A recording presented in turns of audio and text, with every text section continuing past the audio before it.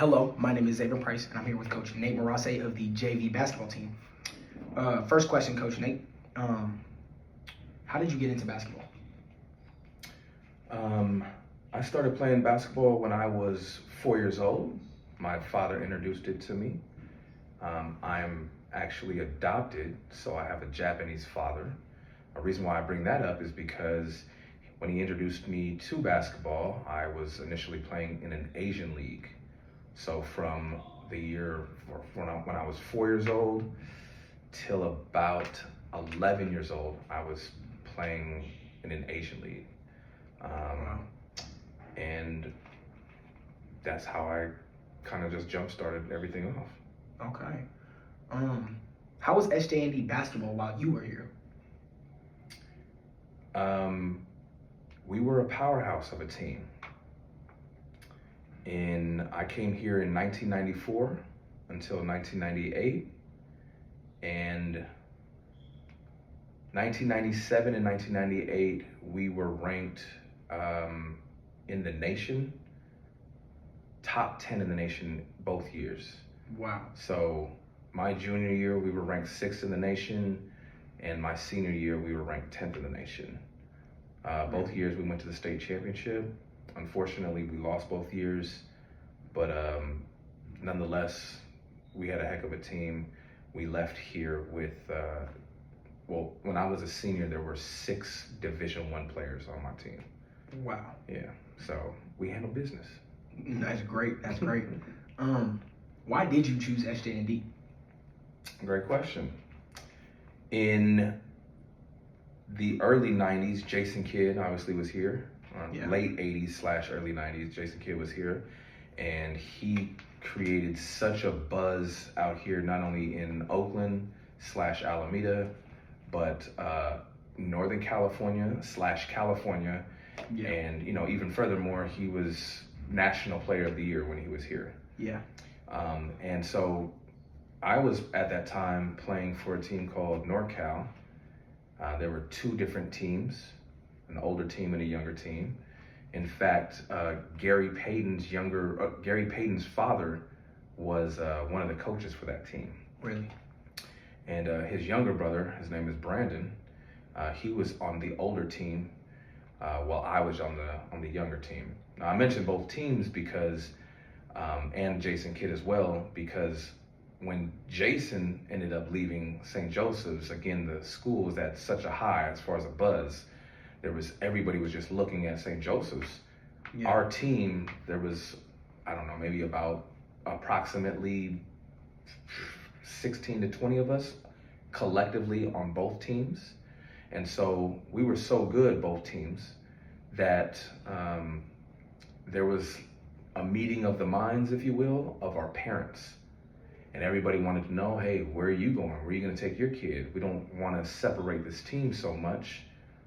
I think it would be wise and best for us as a team to kind of stay together. Yeah. So the majority of us ended up coming to St. Joseph's because it had such a buzz and so many college coaches had their eyes on the school. It only seemed logical to come here to kind of, be in that limelight, to be underneath that microscope, to get attention from these college coaches in hopes that we might all get a Division I scholarship. Did you guys all have a lot of chemistry? When you first came to the school? When we first came, there was a person here who was kind of like the man, and then there was the rest of us who came in. So initially it was kind of like this fighting for territory kind of thing. And I think that there was too many cooks in the kitchen. I'm glad I wasn't on varsity. I was on JV, so I didn't really feel too much of that. But nonetheless, there was too much talent on the team. Really? Okay. Yeah. What does your junior varsity team need improvement on? I think first off, we have a heck of a team. A lot of our team, a huge chunk of our team is freshmen. And to be able to come into a situation as junior varsity with the combination of freshmen, sophomores, and a junior on this squad, and to handpick the players myself, along with the varsity coach, bring them all underneath one umbrella, tell them what it is that we're going to be doing in hopes that you guys would all be in alignment and on my page and, you know, thumbs up to the whole thing. It's a hard thing to do. Yeah. When we're talking chemistry wise. Yeah. Not fully knowing where everybody's skill set is at from the get, and learning as we go as a coach to like see where everybody fits. It's a hard thing to take all this crumble, if you will, and to make a well put together cookie, I guess. Yeah. Horrible analogy. Nonetheless, to be able to do that in such a short amount of time is a huge quest. I think in answering your question, I think the biggest thing that this squad needs improvement on is in fact the chemistry. Yeah. It's hard to do, but there's you who's a monster down low. There's shooters that we have. There's people who can pass. We have all the ingredients, but to be able to put all that together it's a hard thing to do in such a short amount of time. Yeah. So just being able to get the chemistry together. As a coach this year, is there anything you can reflect off of to be a better coach next year? You know, I have cobwebs, if you will. This is only my second year coaching at this level. Last year I was assistant coach for varsity. This year I'm a head coach for junior varsity. And, you know, I haven't played basketball in maybe 25 years. Yeah. And I'm a player first, a coach second.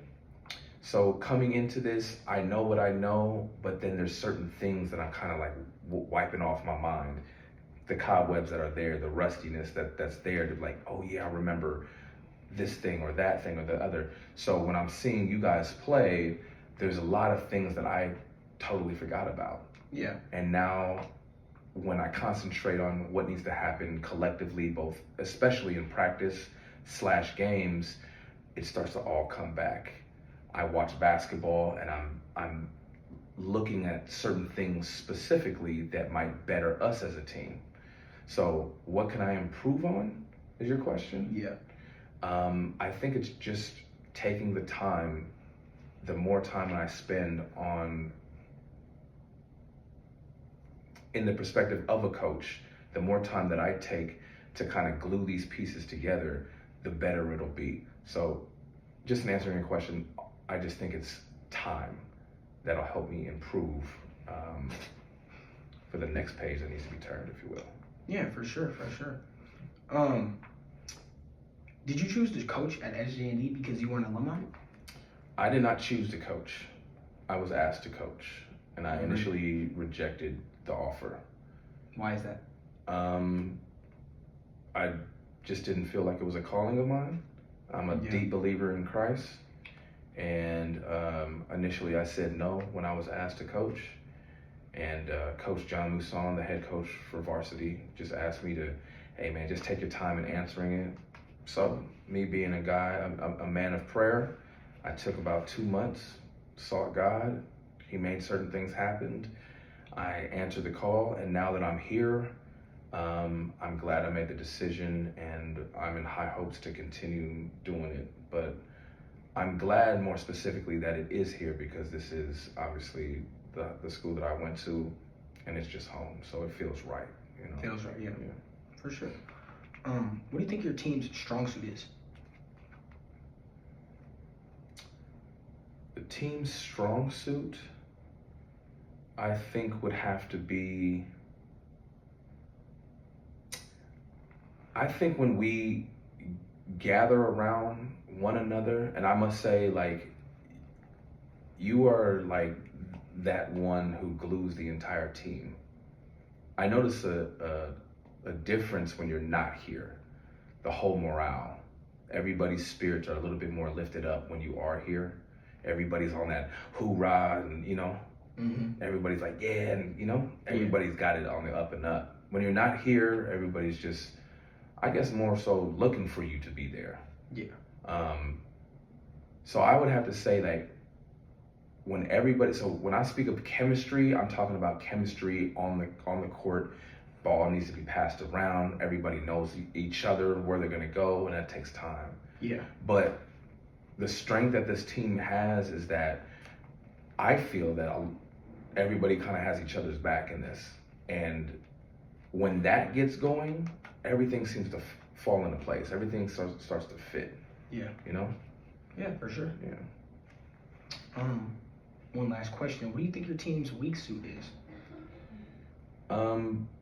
I think that Besides chemistry. I think we're a really lopsided team. So during practice, if I put my starting five, which is what I feel is the best players collectively out on the floor, in practice, the second string, there's not too much of a drop off. And we keep track of that. We're literally taking score. So my strong five versus my second five is not too much of a drop off. It can be like 40-40 at the end of the scrimmage practice. Yeah. But in a real game, if I don't have my starting five with maybe an additional one or two pieces from that second squad, it's a huge drop off. Yeah. And the strength in those 5 / maybe 6 or 7 is there where I can count and lean on. But after that, it's a huge drop, and the confidence level goes down with it. Yeah. And you can tell by the score, you can tell by, the body language of everybody. And it just, everybody's just more down. It's just a little, it's not as high up. It's the intensity is just not as there, not there. The confidence isn't there. And I think the confidence in the other players aren't really, like, they're not connecting as much. Yeah. So when it comes game time, our weakness is we don't have a fully balanced team, and that's hard to come by though. I think that would be a lot of teams. They don't. It's not fully balanced. So it's hard to come by. Yeah. I appreciate you letting me interview. Thank you so much. Have a blessed day. Absolutely, my man. For sure. Right. That was amazing.